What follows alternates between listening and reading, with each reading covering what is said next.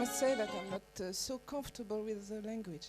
It's why I have my paper, so I apologize about this. Okay, let's start. I want to speak about a big deception, the pretense that intuition can take the place of knowledge. For me, intuition is lazy, whilst looking for knowledge is an arduous task, sometimes thankless, one we often let go because we don't want to waste time or effort. When I was studying mathematics at the university, I took the topology course in my second year. Topology was for young students, for the young students we were, something very, very new, unknown, which didn't resemble anything we had known before. For example, instead of distance between two objects, we had to speak in terms of neighboring or proximity. The fields, the spaces, and the sets were identified with properties linked with their natural form or density, instead of the cold mathematical calculus or evaluations.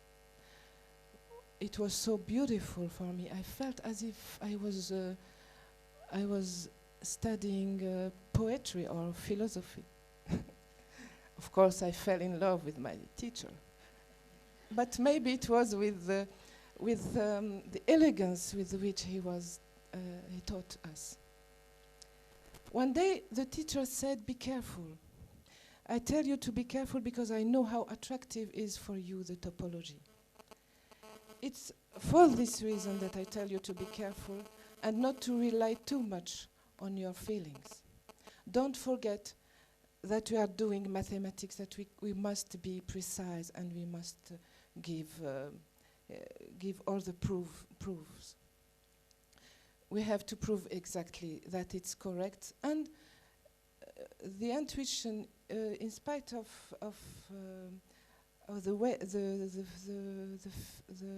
fact that it can be very attractive and very beautiful, is not everything.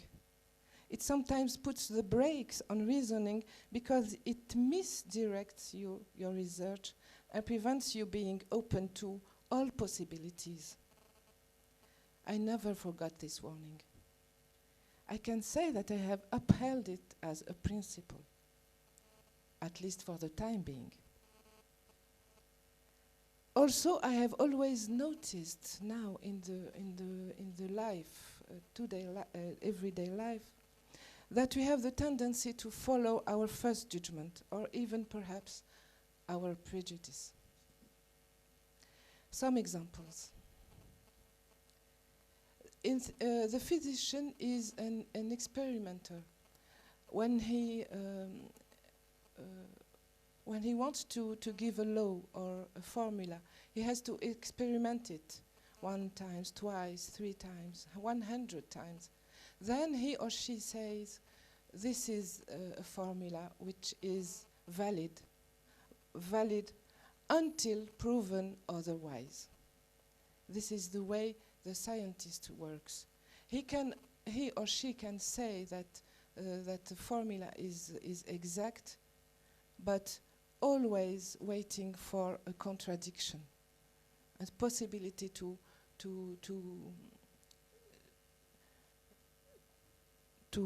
remettre en question, to answer himself another time. The mathematician is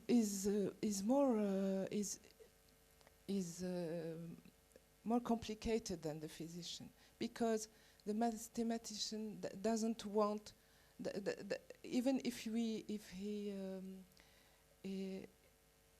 he does his experimentation 1,000,000 times, he never decrees that the formula is true.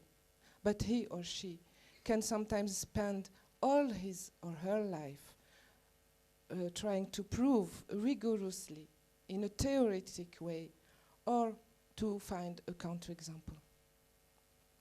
In both cases, what I see is, firstly, the research never stops looking for new possibilities, and we have to open ourselves to all the possibilities. And what if people, not only scientists, live in this way? Which means we search, we learn a new knowledge, we share, we experiment, then we give favorable consideration to criticism, we question ourselves, we open ourselves to new aspects unknown to us or unsuspected. We develop a new knowledge after this, a new concept. We looked for a new way. We share once again. We experiment. We find new possibility, and so on, in a dialectic of knowledge and self-enrichment, never ceasing. The mathematician Omar Khayyam said, while discovering fractions and the possibility of splitting number one, the number one, oh, it's possible, but this is impossible. His intuition, and especially his faith, forbade him to imagine that one is divisible. But the reality said the opposite. When we find ourselves faced with realities that challenge our intuition, should we reject them? How can we, and it's the thing that I always think about with my students, how to prepare them to welcome the unexpected. By having too much confidence on our first judgment, which is often carried by a series of prejudices and belief rooted in habit, culture, and education, we close ourselves without even realizing it. We lose the possibility of encountering new and rich worlds. What we call morality or common sense is a set judgment and sometimes is not even justified by experience. We drag behind us a sum of confused knowledge that often blind and imprison us in the belief of unshakable convictions. To raise intuition to the rank of quality makes it the criterion of the judgments. And that is what is said for me. For example, I meet a person in the street whose dress indicates that he or she has different religious beliefs from mine. Intuitively, I'll be wary. If it is a bearded man wearing a gandura, and if he doesn't look at me in the eye, will I definitely classify him as someone I'm not interested in? And he will also do the same for me. Then do we risk that we'll both ignore an opportunity for dialogue between us? Is this the best way for us human to build a new world? When we listen to someone speaking, are we going to be able to follow his speech to the end? Despite this inner music that tells us that we are wasting our time, they're just an idiot, etc. Are you wasting your time? If we overcome that thought, perhaps our attention will be instead focused on the deeper meaning of the words. Perhaps will we commit the further discussion. Perhaps will we experience an exchange rewarding for us both. This is how I try to learn to my students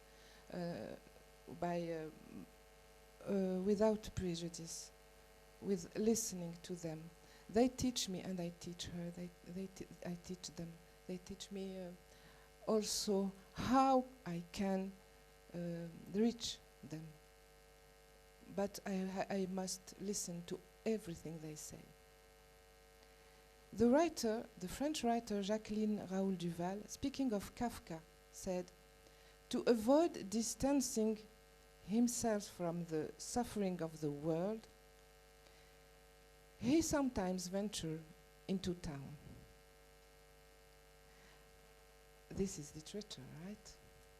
To avoid, I say now, to avoid distancing ourselves from the suffering of the world, we sometimes venture into town. Literature opens us extraordinary ways of thinking and questioning.